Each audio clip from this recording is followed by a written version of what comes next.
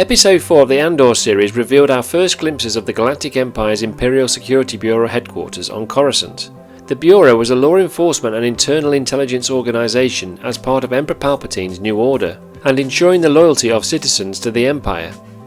Since 1977 Star Wars A New Hope, very little has been shown of the ISB other than the recognisable Colonel Wolf Yularen, who was originally stationed upon the first Death Star as a member of the Joint Chiefs.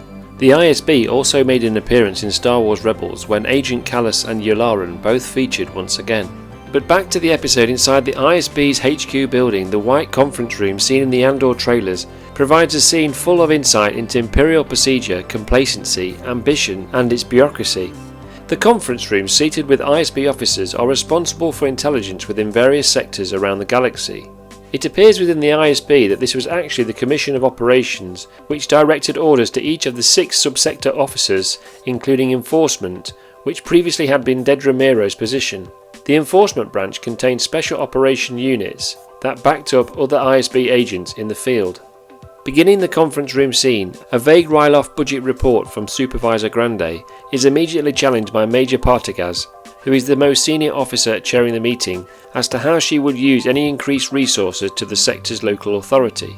Her answer is less than adequate when suggesting the extra resource would be targeted on surveillance by looking at anti-Imperial activity.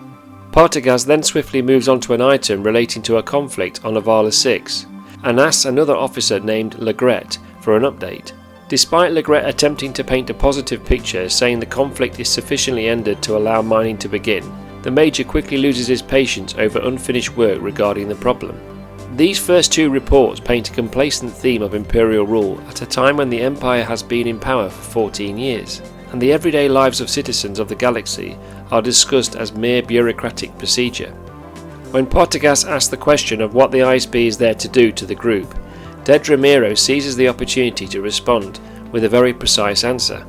To her surprise, although Partagaz recognises that her answer is word for word from the ISB mission statement, to further the security objectives by collecting intelligence, providing useful analysis and conducting effective covert action is wrong.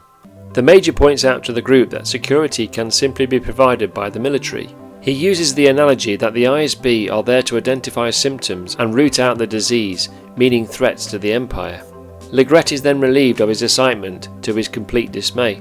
Partagaz then moves on to the next item regarding the Milana system and an incident on Ferrix, to an officer named Blevin. Blevin explains about the warrant issued by the corporate security and their unexpected resistance.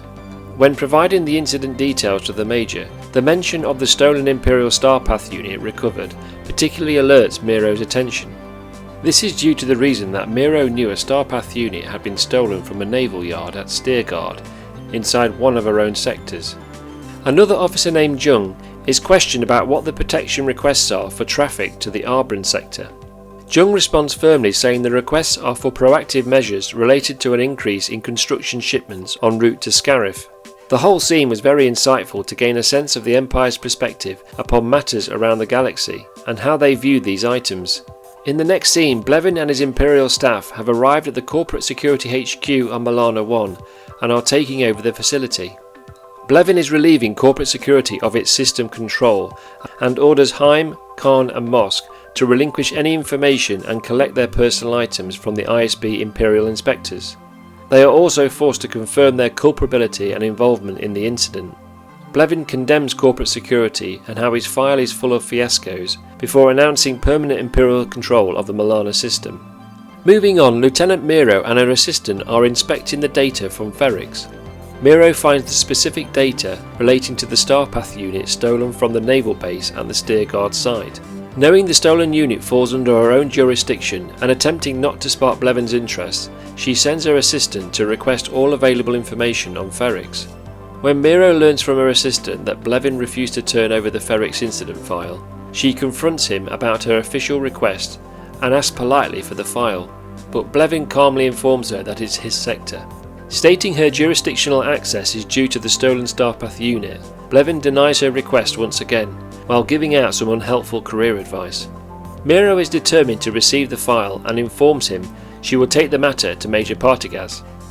The rivalry between them in this scene is all too apparent, while the two officers jostle for position to elevate themselves in the ISB's hierarchy. But overall, these more personable scenes lend themselves closely to Rogue One and how Orson Krennic's character was portrayed. The scene in which Mon Mothma arrives back to her lavish living quarters on Coruscant to find a dinner has been organised for the Governor of Hana. The seating chart was an interesting element because it revealed the members of the Emperor's inner circle had been invited, such as Ars Danga and Sly Moore. Meanwhile, Vel and other rebel insurgents explained to Andor their plan to infiltrate the Imperial depot, the Aldhani garrison, to steal crates of payroll using the depot's freighter. This Imperial depot must be linked to these Imperials in the series. Moving on and waiting in the conference room, Major Partagaz arrives to hear Blevin accusing Meero of wanting the Ferrix file because she wants to expand her portfolio. Convinced the recovered star path would add great value to the rebels, she explains that tracing the theft may uncover further activity in this sector. Viewing their internal friction over a simple robbery case, the Major appears unconvinced. However, despite pressing her point further, she suspects there is an ongoing effort to steal Imperial equipment for an organised rebellion. Meero's pattern of analysis is dismissed by Partagaz and allows Blevin to leave the room. Once Blevin has left the room, Partagaz explains that despite her current misgivings, she is indeed a talented officer who is destined for a uniquely superior career. That is all for the Imperial scenes for this episode, but I very much look forward to future episodes and to see Dedra Meero's story unfold.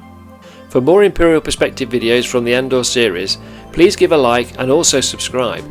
Thank you for watching, and as always, long live the Empire.